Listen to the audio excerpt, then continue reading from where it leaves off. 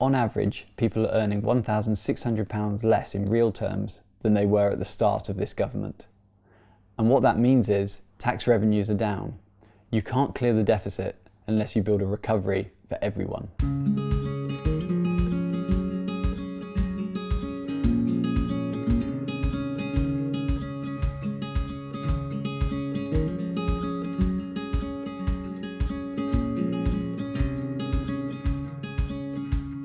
In terms of the Conservative plan to cut it, they promised that they would cut the deficit by the end of the Parliament. That's not happened.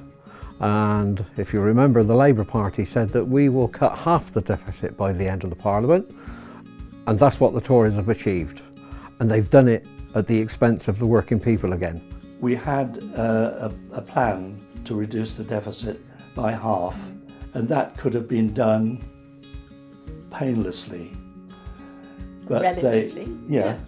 Relatively But painless. Osborne comes in and has to show his macho strength, and they say, we'll do it within, we'll eliminate the rest during one Parliament. And we have slashes. Which he hasn't done, but he hasn't reduced the deficit, but he's also made life a lot harder. So people aren't earning as much, and therefore we're not getting it in taxes. Yeah.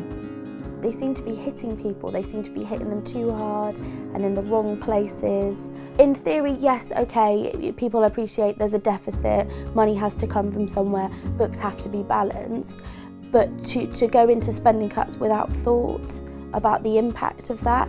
All the burden has been put on the working people, and that's not right, and we've got to spread that across to make it a much fairer society for everybody. If you vote for me and for Labour in May, you're going to see a more sensible and fair deficit reduction plan.